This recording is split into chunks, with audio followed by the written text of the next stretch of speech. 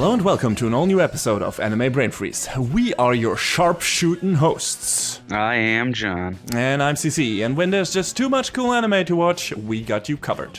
Today we look at two adaptations/interpretations of older material, one much more seasoned than the other.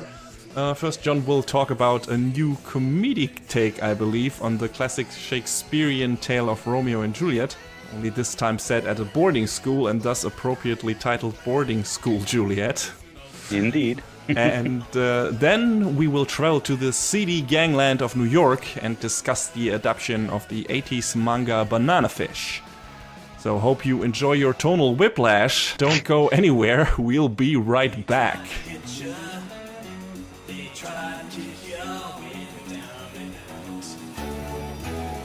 Yes, so we begin today with yet another high school rom-com. You know, I can't seem to escape my fate. It's that or idol anime, isn't it? You are the target audience. That's my MO. That's what I'm going to be known for. There was worse things to be known for, actually, so... I suppose, but I've been finding it harder to get pulled in on the teen rom-com angle unless it's, you know, slightly better written than our wonderful resident whipping boy gamers. Always and forever, never forget. So Boarding School Juliet. It's all about at Dahlia Academy, a prestigious boarding school attended by students of two feuding countries, the eastern nation of Towa and the Principality of the West. Romeo Inuzuka, leader of the dorm's Towa first years, wishes for a romance that can never be. For his lady love is none other than his archenemy, Juliet Persia, leader of the dorm's West first years. Is Inuzuka ready to risk it all to confess his feelings? And even if Persia somehow agrees to go out with him, how long can they keep a forbidden relationship under wraps? And a lot of these answers come up almost immediately, so... There's no spoilers in saying within the first episode we have a confession and a yes, I'll go out with you. And it's funny because in a lot of these shows there's a lot of will they, won't they, and Romeo just right in the first episode as he and Juliet are having a duel with swords just sort of blurts out, I love you, go out with me. And it catches Juliet so off guard that she's like, I can't say no to that. With a story like Romeo and Juliet going back and forth in a way of will they, won't they seems kind of, I don't know, redundant because you already know where this is going. Kinda. At least if it stays somewhat close to its source material. I mean, it takes liberties, let's say. Well, lots of them. If it's a comedic angle, then that's obvious, kind of. Because the original is a romantic tragedy, I guess. Which makes me immediately ask, is there any of that left in here? Or is this a pure comedic take? Or is this is this turning into something different by the end? I mean, surely the comedy angle is one of the strongest parts of it. But there's concerns about whether or not, you know, they can actually stay together because they are essentially, you know, star-crossed lovers from two different worlds. And, you know, that sort of threatens Romeo's position of where he is among being the leader of the first year of the Towa dorm. Oh, by the way, I lacked to mention that the name of the Towa dorm is the Black Dogs and the name of the Principality dorms is the White Cats. And they do some fun stuff with that, especially with character names that are obscenely punny. Like one of Romeo's childhood friends is named Husky. Very good. They just sort of do that sort of stuff. I mean, like Juliet's last name is Persia, a Persian cat. Yeah. There you go. There's a character named Somali Longhaired. Like, come on. like there's another on nose. There's a character named Kate Sith. Oh, well, that could be either thing. I mean, could also be a Final Fantasy reference. It's true. But the author, Yosuke Kaneda, kind of leans into that pretty heavily, and it's cute. It's funny. All right. But yeah, there's a lot of concern of whether or not Romeo is actually fit to keep leading the first year Black Dogs because he he just wants to be a good and faithful boyfriend to Juliet. And there's even though this is chiefly comedy, there's something sweet about it because he's just so stupidly head over heels for her after the initial confession, and that just sort of gets in the way of everything else in his life, especially when his big brother Iru comes knocking on the door to say, "Yo, what's going on here? What's the matter with you?" I mean, in original, it's about like warring families, kinda. So this seems much more low stakes endeavor because it's just rivaling dorms. I mean, where does the I don't know where does the drama come? The drama come in? Where do the stakes come in? This is just like, okay, him being in danger from getting expelled from the dorm for being in love with Juliet, or both of them getting expelled from their positions or whatever, or from the school even, or is there some, I don't know, some more deeper thing that where their families get involved or something? It doesn't really seem, as far as I can tell, maybe it comes in later on, outside of the scope of this show, because this was only like 13 episodes, and the manga has been running for almost 4 or 5 years now. Apparently the last volume just came out in the middle of December.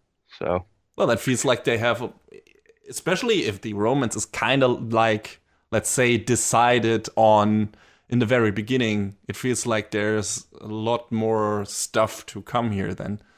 oh yeah, Okay, that's interesting. that's definitely the impression I got watching this.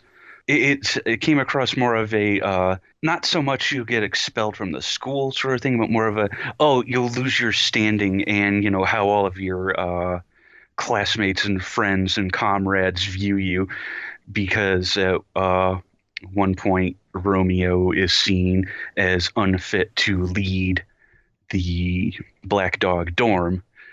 And Juliet isn't really ever called into question, but her close friend Chartreux kind of gets very hot on the case of what's going on here, and then when she sort of realizes it, she sort of starts to take advantage of Romeo and is like, "Hey, you can do every little last thing for me. I'm gonna blow this whistle, and you're gonna come. And if you don't, well, I guess your secret's gonna get blown out of the water."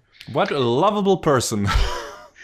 It does seem that way at first, but there is sort of the characters come to an understanding, and there's sort of this camaraderie. But Char basically says to Romeo, "Listen, if you do bad by my best friend, then you're done for." Yeah, okay, that makes sense.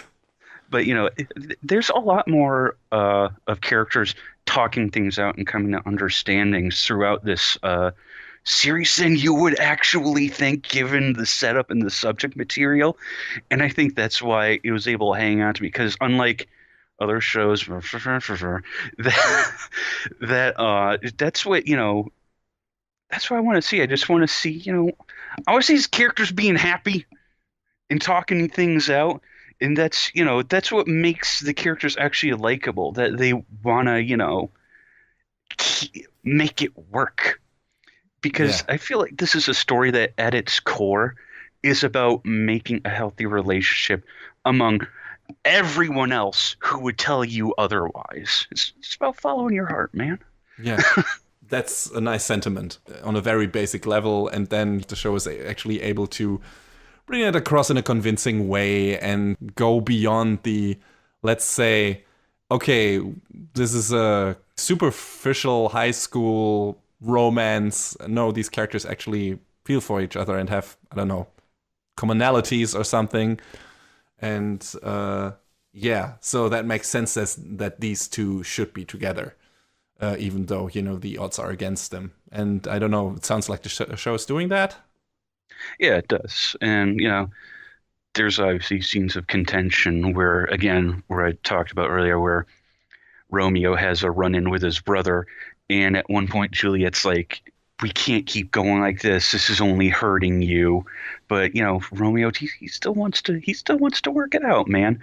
So without giving away later on plot points too much, they sort of stage this big to-do, and it's goofy and it's dumb, and that's really what this show is. It's silly, but in its silliness, there is that message of you just got to be you and do what makes you happy. So I think that it made it a lot stronger for me than I was previously anticipating, because I looked at this show, I was like, oh, I'm gonna watch 3 episodes and just push it aside. No, I sat down and watched the whole thing, and I feel like I had a pretty good time with it. So Yeah, it sounds like it's very earnest about the whole affair and the whole setup and its characters, and it's trying to bring them together. And also, I like you mentioned the stuff with them actually talking this stuff out.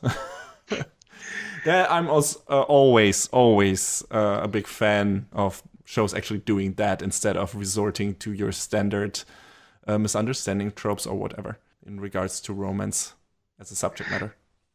yeah, because that gets really tired. And I mean, we've talked about how tired it has become. Mm-hmm. I mean, there was another show that I watched alongside this that it didn't.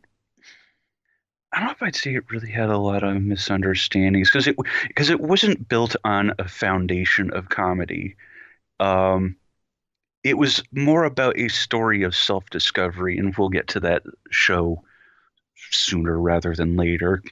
But I mean, these stories about finding the characters knowing what they want and then fighting in like not always logical means to get to the end point, but knowing that it's something that they want to hold on to and that they're working towards these like end goal relationships, friendships, what have you.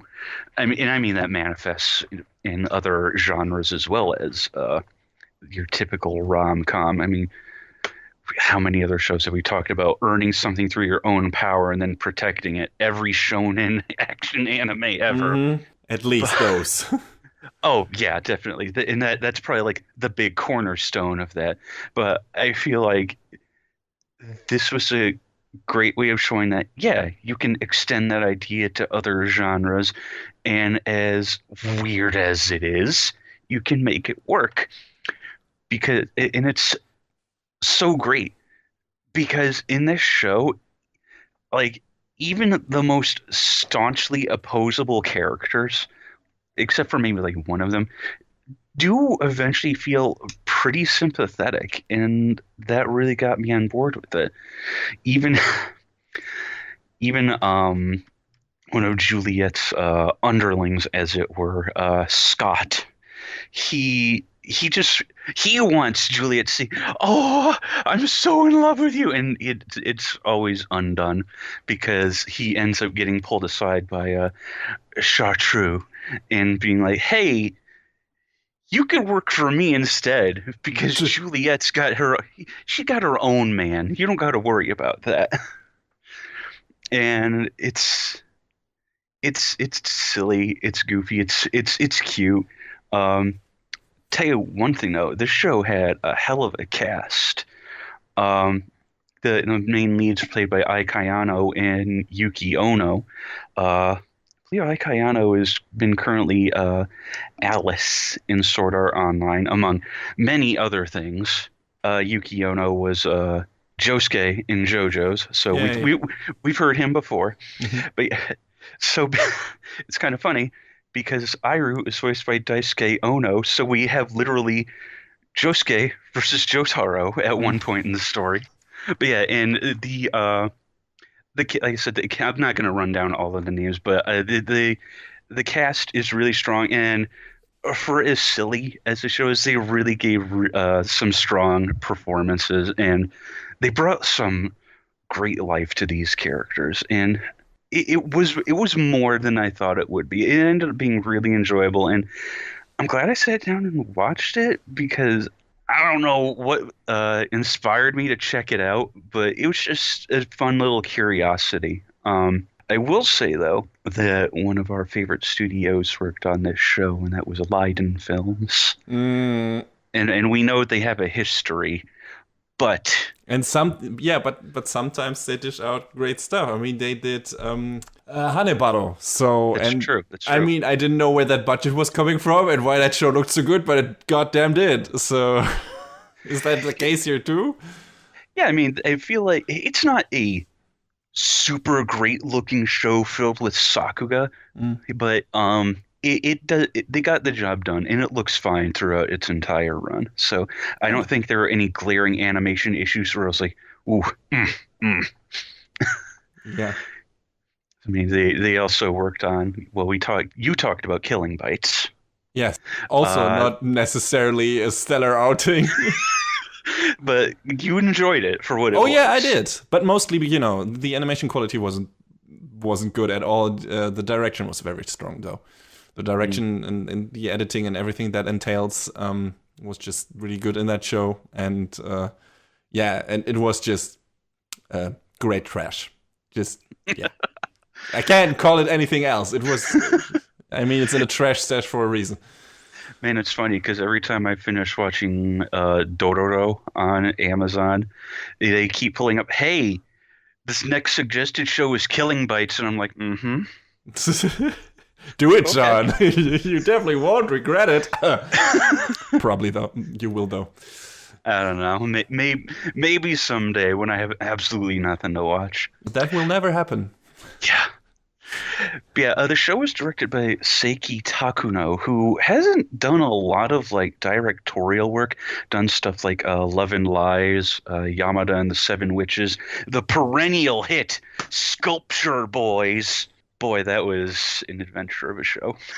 I think I've never watched that or even heard of it. It's about, oh God, it was called Sekko Boys in Japanese. It was about these literally the marble busts of these different philosophers throughout time and how they're like somehow famous actors and their agent wheels them around on like a hand truck because they're literally pieces of rock and they can't move around for themselves and it's dumb. It's really dumb. That's the weirdest shit I've heard in a while. Holy fuck.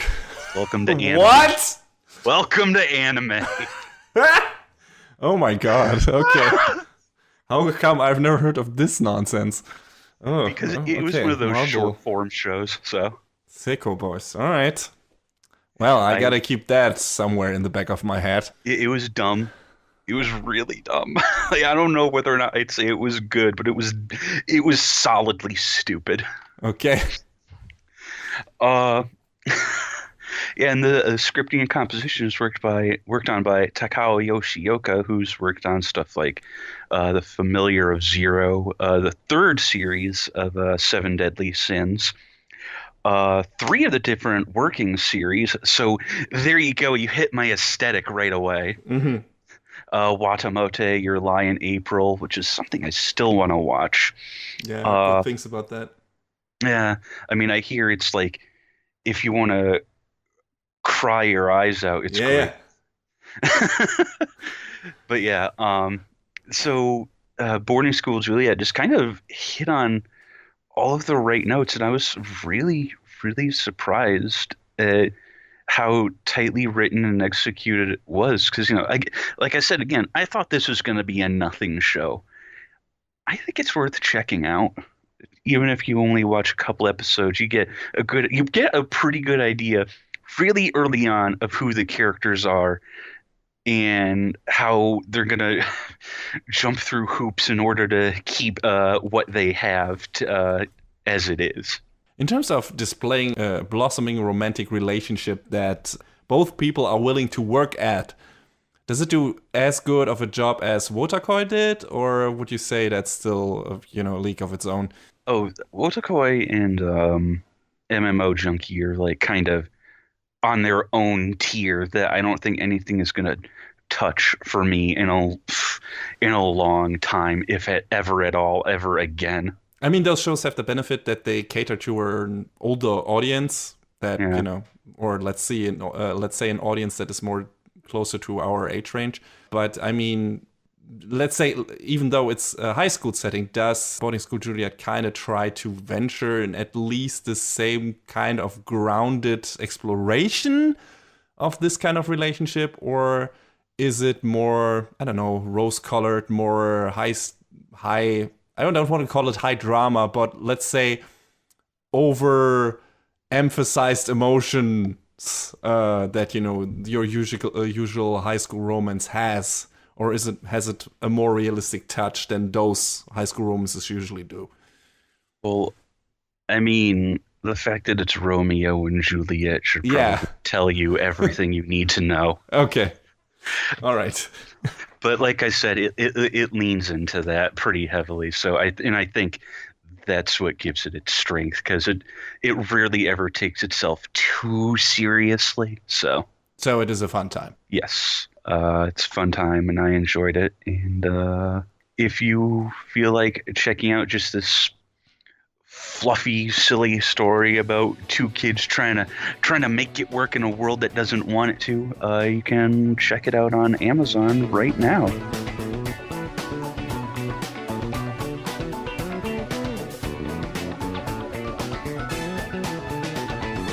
Ash Lynx is the 17-year-old leader of a powerful street gang in downtown New York. Equipped with S-rank marksman skills and an IQ above 200, he is rightfully respected and feared by his comrades and enemies respectively, even though being still of a very young age. One night he runs into a man who hands him a small cylinder, only able to tell him an address and the words banana fish before dying in his arms.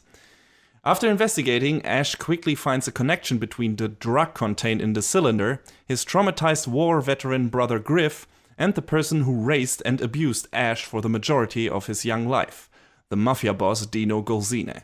After more and more of the truth behind the mysterious banana fish is revealed, Ash swears to exact revenge for his brother and take down Golzine and his whole operation.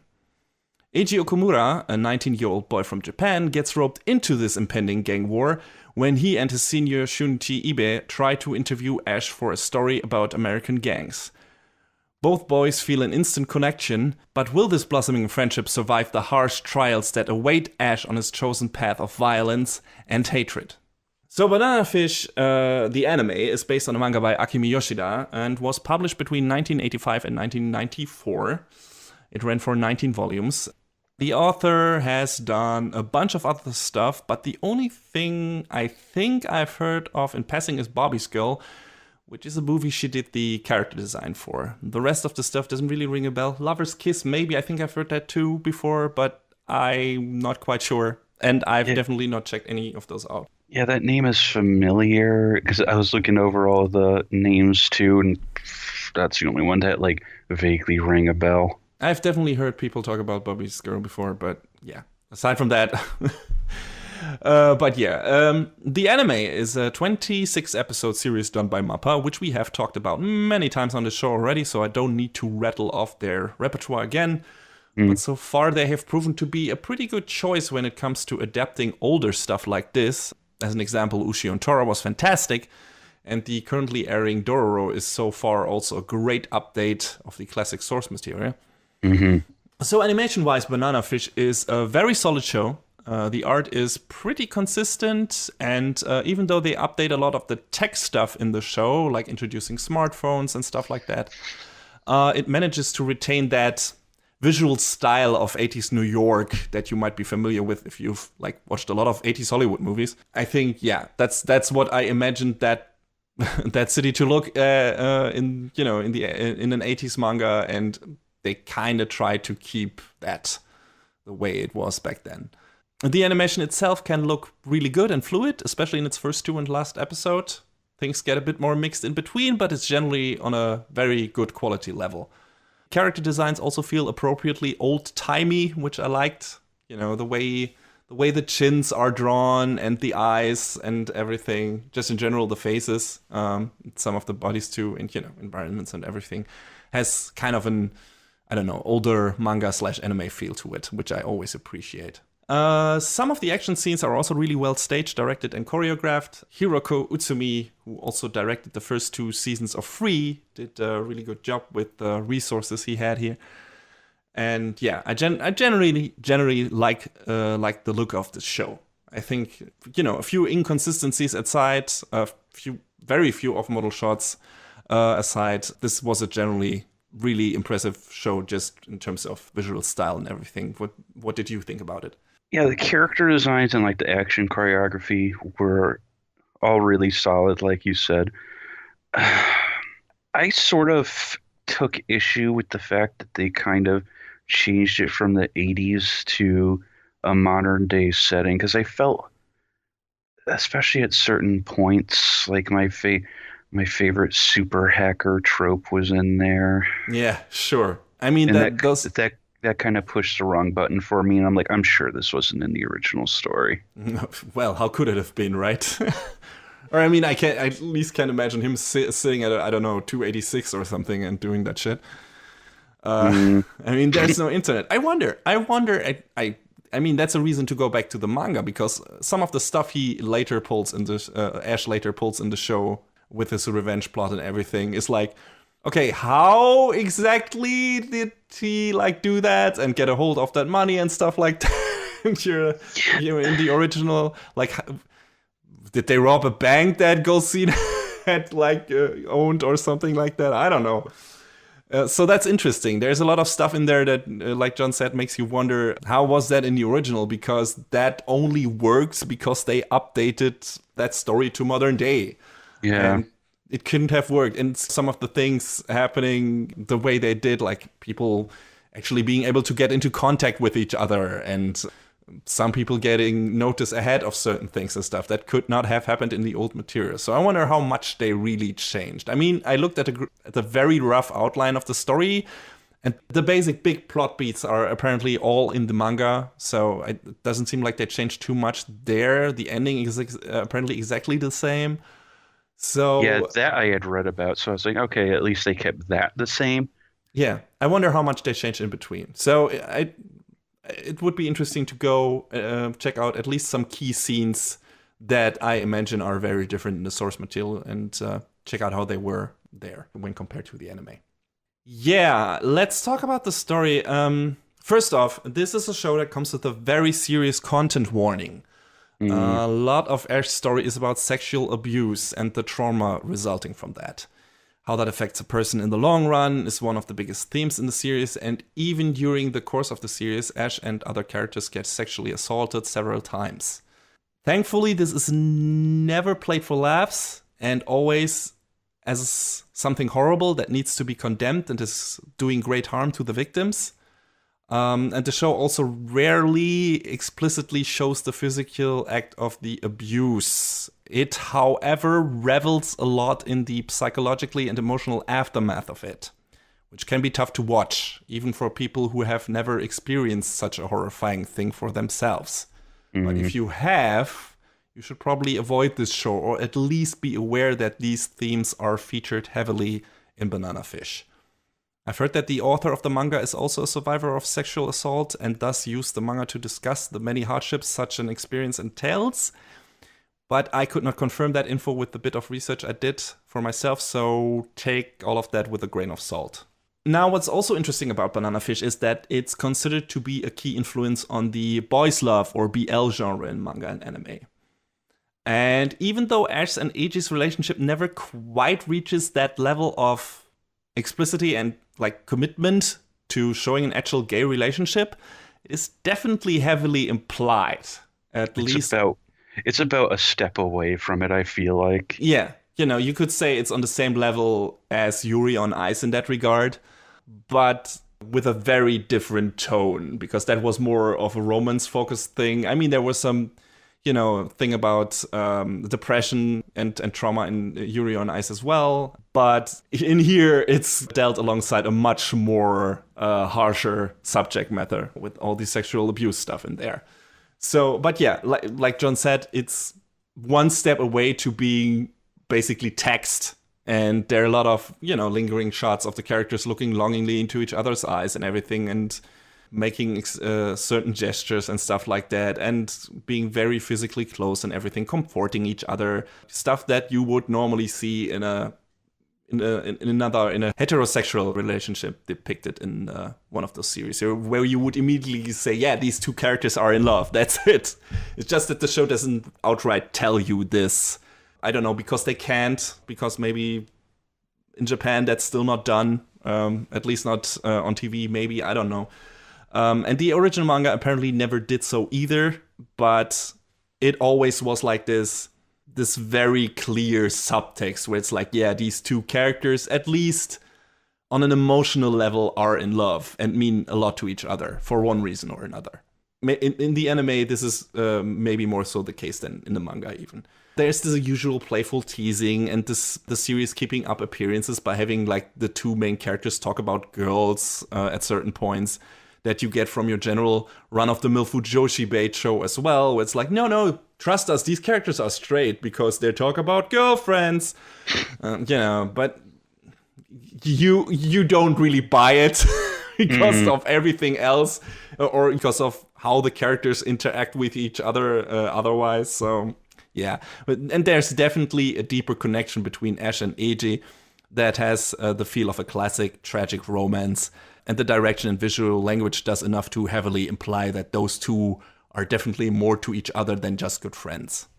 So yeah, I can see where this is coming from, given the time that this story originally was published, and that being a big influence on the BL genre sounds very reasonable to me, judging from what I've seen in this show. And, it takes Ash and Eiji like 11 episodes to have an actually normal conversation where you could maybe like see, oh, okay, now these characters actually get to know each other. Before it was just a subconscious connection and an instant attraction to each other that is maybe more on a spiritual level or something. But in episode 11, it's like, okay, these characters have a constructive talk and open up more to each other, and you feel like, okay, there is a connection, and that connection is deepened right now, and there's a reason why that is here. There's a reason why these characters feel kind of like kindred spirits, and even though they're very different people, at least on some level, I mean, they have common ground, but they have very different upbringing and come from very different places, or are at very different places in their lives. But there are some things where they feel like, okay, that person also has experienced some hardships and some feeling of loss and everything, and that is kind of maybe comparable to mine. Not really, but that's the thing that makes them relate to each other. I think the only problem is that it takes the show so long to get there, because there's a lot of stuff happening in the story beforehand that makes it very important for you to believe that Ash would go to extreme lengths to protect Eiji from harm. And I'm not quite sure that the show is doing a stellar job at convincing us of that before, like I said, the 11th episode, where their relationship is like really deepened and they have like a couple of big talks. I mean, there are some small talks here and there. Beforehand, there's like this scene at, where was it? Oh yeah, the scene at where they are at Ash's old home in Cape Cod, where they do the gun training. And there's some other scenes like that where you see, oh, they have some interaction and there's definitely a connection, but it doesn't feel as deep as it later feels like at the midpoint of the show. But there's so much stuff happening before that where it's like Ash acting like Eiji is the most important thing to him in the world already. And you are kind of wondering, okay, where is this coming from? I mean, I get those two have a connection, but this is dedication. And one scene especially where it's like, oh, Jesus Christ, that person must be really important to you. Otherwise, you would definitely not have done this. And yeah, I feel like the show hasn't really earned that emotional conviction for Ash at this point. I don't know, how did you feel about that? I think you know which scene I'm talking about, because it's probably the most emotionally harrowing in this show, and it's also happening kind of at the midpoint. I think my issue was that this is gonna sound dumb. This is probably gonna sound really dumb. But why is Ash like everything he does is like calculated down to, the precise pinpoint. He's like so perfect in all of these things. It, there's just something about the way he's written for maybe not from the very beginning. I don't know how to describe what it is because I just got to a point where I was kind of like, he's just doing these things because he's so good at planning everything, and no matter what, he'll make it work out. And I don't know, that didn't really hit home for me. Certainly, there's probably other criticisms you could lay upon the character, and you have started to, but So you I mean don't. the whole him being able to account for everything was a problem for you? Yeah, All right. Well, they try to explain that away with his IQ being incredibly fucking high. that. Oh my God, when they pulled that, it was like, really?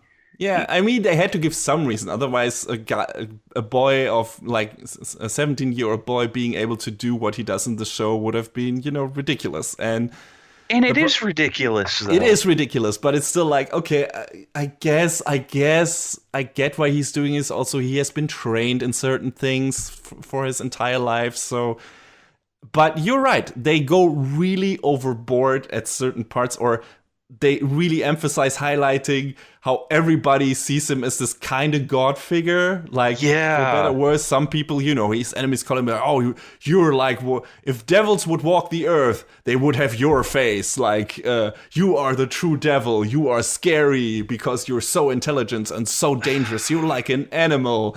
And his friends are like, oh my god, well, they don't really say that. They also say he's kind of scary at times. But, you get the feeling, especially AJ is like, sees him like as this kind of angelic person sometimes. Or well, no, maybe he's the only one who sees him like, I don't know, sees that he is just a hurt kid down to the core. So that's why he can relate so well to Ash. But some of the other characters definitely like adore him, seem like this impressive figure. I think Sing is one of them, for example, who is for a really dumb reason really angry at him at one point in the show. Oh my God. Yeah, we all have misunderstandings. And then he's like, immediately when he encounters him, he's like, oh no, I cannot even match that guy because he's out of this world. And that turns him around kind of, which I was kind of happy about because it immediately removes that misunderstanding part, which could have been problematic and really annoying. But it's also like, he didn't really do anything or that much of an impressive thing, and you're like so fucking intimidated immediately. It's like, oh my god, that guy is, I don't know, he's a fucking super soldier. He is Jesus. Yeah. No, he's really not. Yeah. And I mean, you're right. The show isn't always able to build a bridge between that and him being like this very frail and hurt creature that can only like let down his defenses for a certain person. Yeah, I mean, he feels like they wanted to paint him like a fucking superhero. And I feel like they kind of, at many points, let that get way out of hand. And that's why, I mean, Superhero is maybe the wrong term. I would call it maybe a super soldier. maybe, I don't know. I watched this show beginning to end. I thought about dropping it, but it's because of this just like, oh, look at how perfect and how cool Ash is. Just constantly Oh no. harping on that all the fucking time. I was like, we get it. Yeah. Stop. Well, he's not perfect. I mean, he's very capable, but he makes mistakes, definitely. Well, no. Not to us, the viewer, but to everyone that surrounds him, except for one person. Yeah. Except for one person.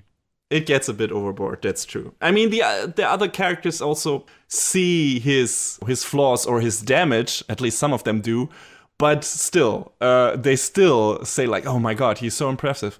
And you said superhero. Like I said, I would say kind of super soldier, or at least the show acknowledges, or at least through Ash's own eyes, that he kills a lot of people, and that is not a good thing. I mean, he really struggles with that at a lot of points in the show. Yeah, that's fair, I guess. It's not like the show is doing too much with that, but it at least brings it up, and he has to kind of work through that. I don't think it goes too deep into that, or super deep into that. I wish it would have done that more, especially relating to his other trauma stuff, and that would have been more interesting, in my opinion. But he's not like this super white knight heroic figure. He is still, painted as a criminal, though that being mostly due to circumstances. Okay, he is a creature of his environment. He was turned into what he is today, and that's also why he kind of relates to AG, because AG probably still sees the person that he in him that he could have been, and he likes that. He's the person that is not scared of him, sees him just as a person, as a normal boy, and treats him that way, and that's why Ash likes him so much. It gives him the ability to get off the edge when he's around him and loosen up a bit, be the normal boy he never was. Ash even spells it out by saying that AG is the only person that he can think of that is just plain nice to him without wanting anything in return. And yeah, like I said, AG is also the only one Ash completely opens up to in regards to his past as a male prostitute and experience with being raped and physically abused in many ways by Golzina and other people. So it's clear that AG is the only one who gives Ash the chance to lower his defenses for once. But like I said before, I don't feel this happens early enough in the show to earn some of the stuff Ash does to ensure AG's safety in the first half sometimes. I feel like, okay, why do you already feel so strongly about this person? Maybe it's just this instant, supposed to be this instant connection that is beyond explanation. I guess that happens sometimes. But yeah, it was a bit unrealistic. But hey, it's an anime, so I guess some shortcuts have to be taken. But yeah, I really like the first half of this show. It kicks off with some great action beats, some really evil cliffhangers, in my opinion. That kept me at the edge of my seat. Immediately makes it clear that the stakes in the show are very high, and endearing characters will not be spared.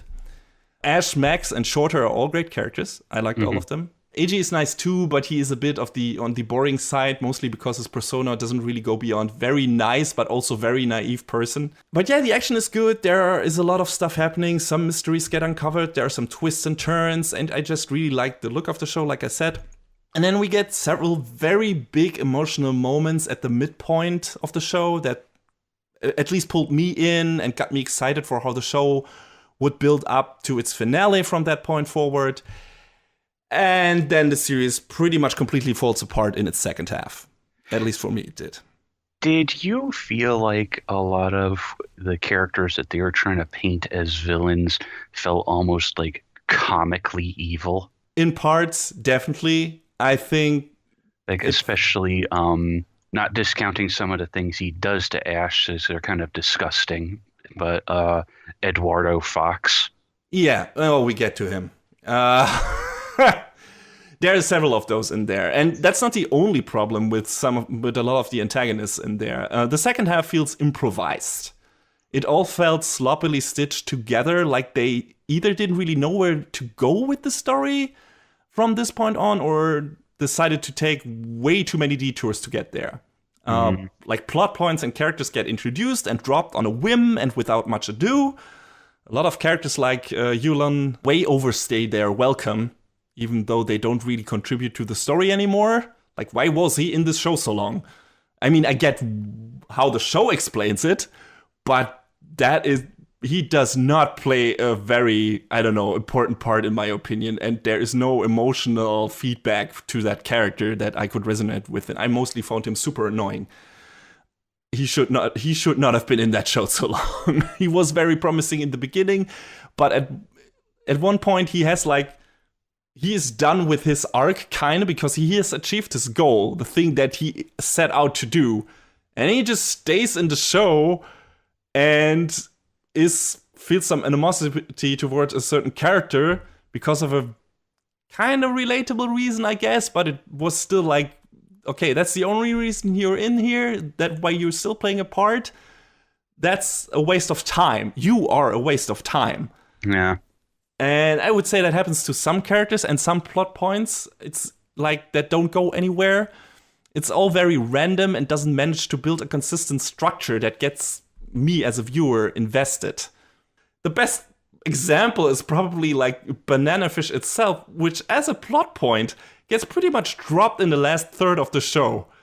Like, they just stop talking about it. It just stopped smattering until the very last episode. And it's like, okay, this was a very important thing in the beginning, and then you build up all this stupid political corruption bullshit shit around it, and military secrets and stuff like that, and then you just don't bring it up anymore.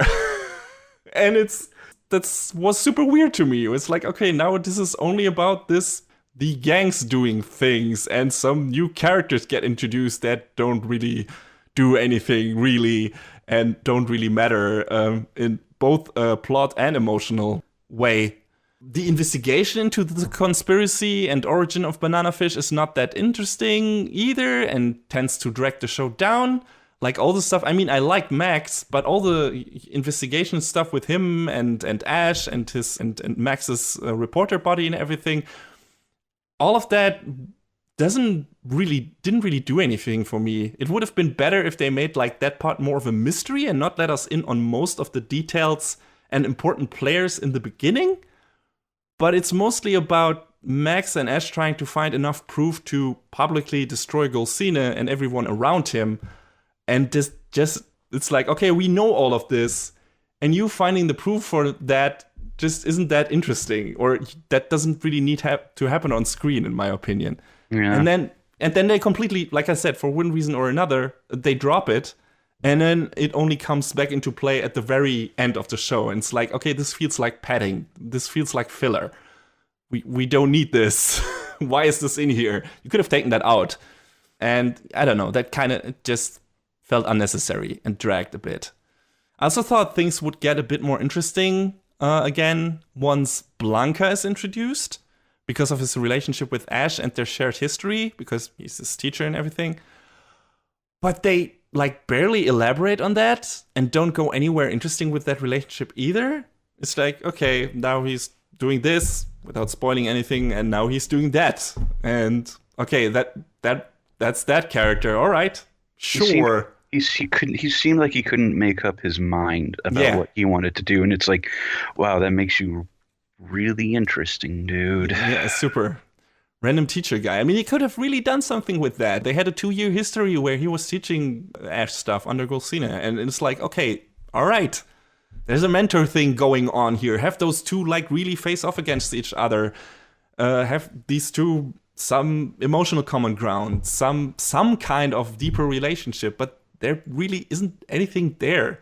I mean, you get the feeling that Blanca understands him in a way that other people don't, but that doesn't really amount to much than him preaching to Ash in regards to certain things and telling him what to do and what not to do. And that's just kind of boring.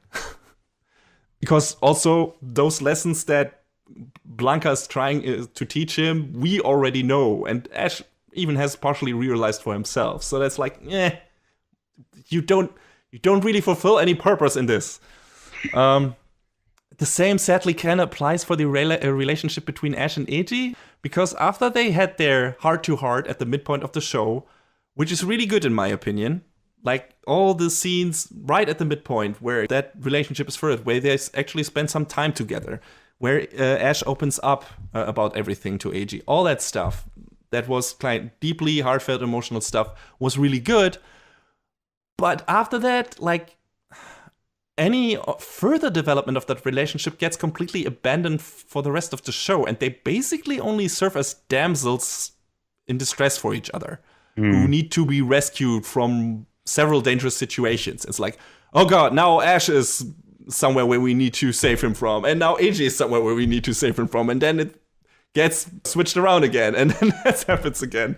And that's all that happens with those two characters, like in the in the rest of the show. And it's like, wait, did you set out to do something more with these characters? And don't they have like a deeper connection where it's like, okay, I can help you become human again or work through your shitty past?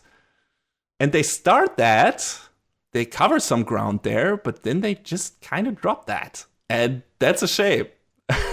Because, like I said, that relationship started really strong. And even though Eiji overcame his initial, like, indecisiveness, you know, he has this injury because he was a pole vaulter and everything. And yeah, he got kind of hesitant about his career and everything. All of that kind of gets resolved pretty quickly in the beginning. His character growth kind of was done at that point. But he was still serving as a vital role in helping Ash to overcome or at least face some of his trauma and grievances. So that felt like, okay, you need to be in the story because you're still helping our main character to work through this, and you are the one thing that keeps him grounded and gives him a chance of leading a human life, maybe at some point. But then at a certain point, they kind of bend that, and it's only like, I need to rescue that person that is important to me, but we are not furthering that relationship in any way or form beyond that. So yeah, that's a waste in my opinion, and it's a shame. This should probably have been a 13-episode show. With some characters and plot points taken out from the manga that we just didn't need in there. It spends too much time on meandering plots that don't really go anywhere. There is that stuff in the asylum, for example, with fucking Dr. what was his name? Mannerheim. Yeah. Made me think of an old audio drama that I listened to. Was a character in there. Anyway, but yeah, that felt like those 2 episodes, the first time they are there, it's like, why is this in here?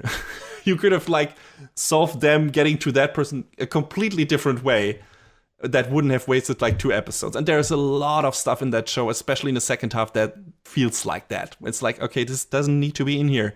You're just wasting time, and it's not fun to watch. I mean, the show does some comedy in certain parts, which also feels kind of misplaced already, but that 2 bunch of episodes is weirdly hijinksy, even for the rest of the comedy in this show. Like that Asylum episode is like, there's suddenly so many visual gags in there. It's like, what?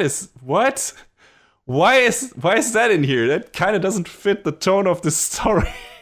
A lot of filler, at least in the second half of the show. First half, not so much. That first half feels kind of tight writing wise, but the second half definitely. There could have been so much stuff cut from that, so many characters cut from that, and yeah, it's too much stuff that doesn't go anywhere.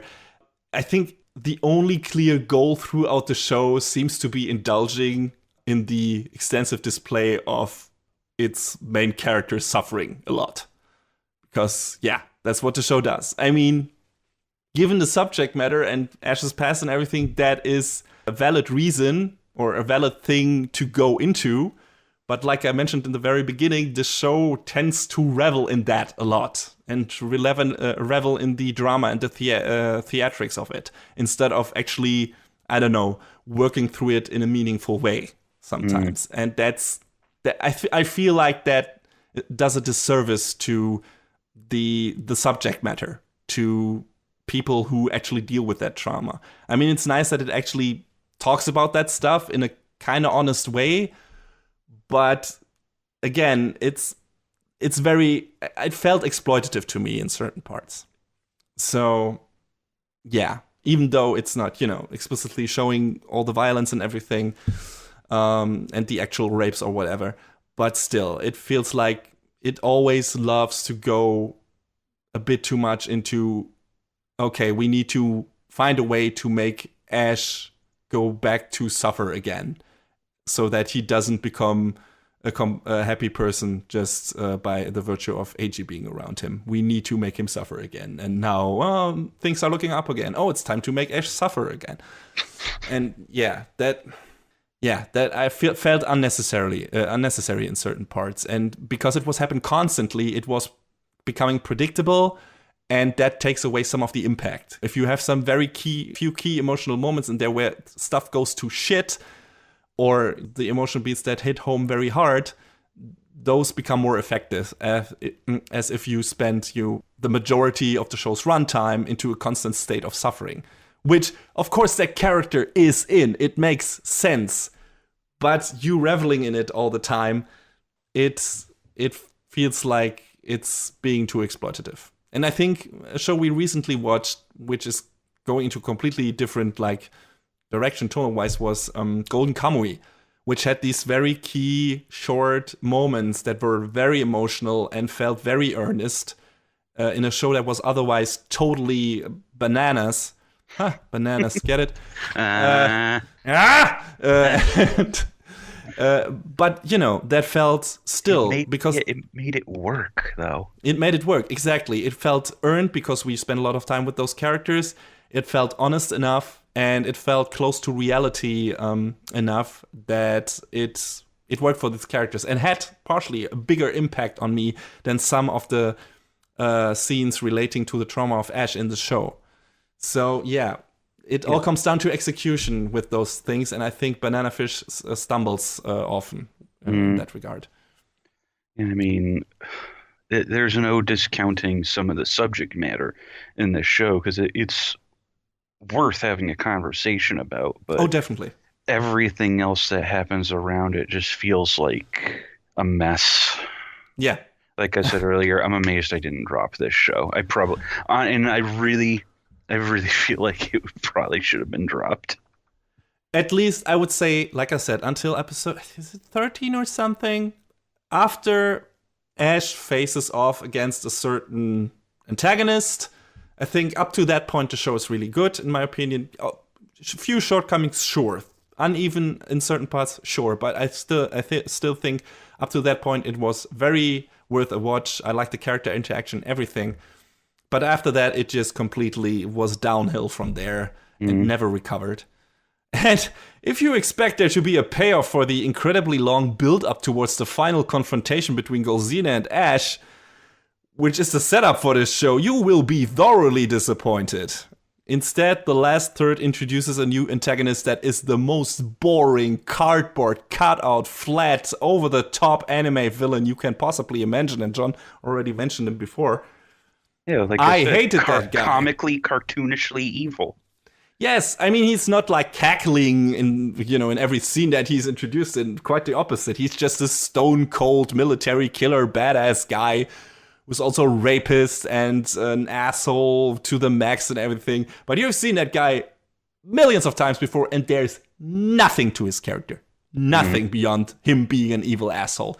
He has no real relationship to Ash. He has no real relationship to any of the other characters. He's just a hired gun, and he is capable of killing, I guess, and has a lot of soldiers that he can bring, mercenaries, whatever, and thus he's a force to be reckoned with. But aside from that, he brings nothing to the table here, and he is kind of the final confrontation, and ruins the setup of this show, which is like this long build-up war between Ash and Golzina, two people who have a very storied relationship, who hate each other, but also Golzina at least kind of loves Ash because he wants to make him his prodigy. He loves him in his own weird, twisted, very disgusting way, but Ash still means something to him. That is made clear in the show several times, over and over again.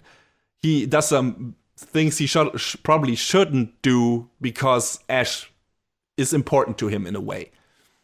And that could have been a really strong finale if you paid that off in a certain way, if you executed on that in a certain way, but they don't. That entire plotline is such a giant anticlimax and is just resolved in a dumbest, most unrewarding, most, oh my god, unrewarding stupid. Is a good way to put it, because at that moment I was like, none of these characters earned this. Yeah, it feels like that the ending to the whole thing feels like a badly written Disney movie finale or something. You're not even wrong. It's really bad. That final episode made me really angry. It was really well animated. It looked good, but everything that happens in that finale, everything made me angry. And that accounts for the ending itself, which feels like this super forced tragedy ending that resolves from a fucking misunderstanding, or at least someone not getting all the info. And I hate when that happens in series, in media, whatever. It's just this fucking dumb, oh, we forgot to tell that person's a very important development in this ongoing war. Oh, okay, so now this results in tragedy. Whoops! I hate this! I hate this so much when this happens in series. Like, maybe some of you say, oh, Sissy, but that's the tragic part of it. No, that's not tragic, that's stupidity. That's bad writing. That's bad writing, that's contrived writing, that's a constructed mess. And I hate it when that happens. And that makes me very angry, as you can tell, probably. And the show resolving in that kind of way, and apparently the manga too. I was hoping when I was looking up the manga, oh, maybe the manga ends in a different way that is not so dumb. No, it ends in the same fucking way. And it's stupid, and it's contrived, and it's fucking forced, tragic, oh, please roll a tear material. And I hate that. I think that's stupid, and I think it's lazy. It's super fucking lazy. It's tragedy for tragedy's sake, and make the audience cry. And yeah, I did not like it. Yeah, it made me cry because I felt like I wasted my time. Yeah. So is that harsh? Maybe. No.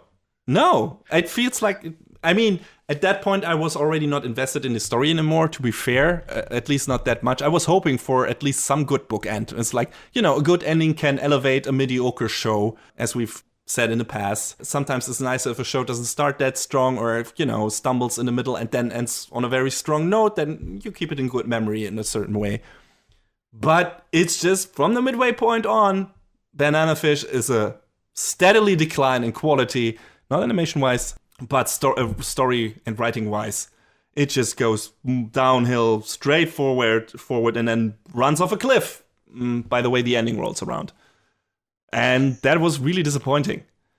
I wonder if some or most of the shortcomings in terms of writing result from this being adapted from, older source material. I mean, writing has, at least in certain parts, at least in, series and everything, and I want to say in manga too in general, has advanced since the 80s a bit. So maybe that's the reason, but I don't want to give the show a free pass because of that, because you could have changed things around for the adaptation. You didn't have to stay completely faithful. If there is stuff in there that doesn't work, you could have taken that out. You could have switched that around. You could have changed that. And it feels like, aside from updating the tech and making it like, okay, this could kind of work in current day, apparently the people behind this didn't really do the legwork to make the rest of the story and all the emotional stuff and all the plot beats work and make it like a tighter show. Like we said, this should have probably been a 12 episode, 13 episode show with a lot of the filler material taken out. Yeah, people who read the old manga probably would have complained because, oh no, my favorite character is not in there. Yeah, still, sorry, if that is the price, I'm willing to pay it. Like, I have not read the source material, to be fair, but it's like, if this is a faithful adaptation in anything but the time period, then that source material is, in my opinion, not very good. I'm sorry. Then if they didn't add anything for the anime, then that source material is also an unfocused mess. Mm-hmm. Despite it tackling a very difficult subject matter in an honest way, and I find that very commendable that is in there and that the author tried to do that. And maybe it comes from an honest place too, and that is important too. But the rest of the story, everything around it, just completely falls apart at a certain point in the show, and that feels like a waste. And you could have fixed that, at least some of it, if you did the work. Yeah, I haven't come out of a show that disappointed in a long while. Mostly because, like I said, I really liked the first half of this show. Like, a lot. And then, it just completely abandoning all the things that are interesting and falling flat on its face in the second half was just a letdown, a giant ass letdown, and a bummer. So, I mean, I can deal with tragedies. I can deal with sad stories. I'm not a baby anymore. At least I think so. I hope so. But but they, they need to be earned. They need to be well written, and they don't need to be like contrived bullshit. And this was contrived bullshit, in my opinion. So, yeah. It sounds like, John, you felt the same. Did a kind of a disservice to the name you borrowed from J.D. Salinger.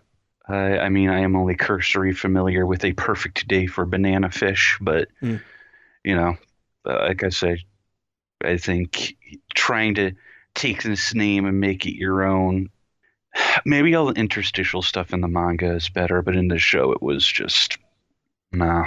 Not worth it. If you want a good crime story with gang setting, I recommend 91 Days instead. Yes. Production-wise, not as solid as Banana Fish, but story-wise, much more coherent. Very clear emotional through line, very understandable main characters that you also feel have like a deep emotional connection at a certain point, and that feels the ending of that feels much better and more earned than this one. Yeah, and there are probably manga out there that do a better job of exploring a relationship similar to that of Ash and Eiji. I don't know if there is a series that has such an honest approach to the whole subject of sexual abuse trauma as this show does, but I think Banana Fish is still too focused on like the action and crime plots and political stuff that don't really go anywhere instead of concentrating on dealing with the psychological and emotional aspect of the hardships Ash has endured, and Eiji is helping him working through that. All that stuff should have been maybe the focal point of the show just in general, and not been so much of the, okay, now we have this new gang plot point and this stuff and, all the stuff that really doesn't get you emotionally engaged or doesn't really matter in the long run at all. If I think of all the fucking characters that get introduced with that stupid political intrigue plot that just fucking get dropped by the wayside with much of a mention afterwards, it's ridiculous. God. Like a more condensed story focusing on just Ash, Eiji, and Golzine probably would have worked a lot better and would have been much more emotional, engaging, and rewarding in the long run. Like this, it's a so-so underwritten, padded out gang crime drama, and the ending makes it feel like a cheap tragedy for the sake of it. If you are in the mood for a true downer of a show, in more ways than one, that deals with a harsh but at least underexplored subject matter, and you dig the visual style, maybe give it a go. It's on Amazon. But otherwise, you should stay clear of this one.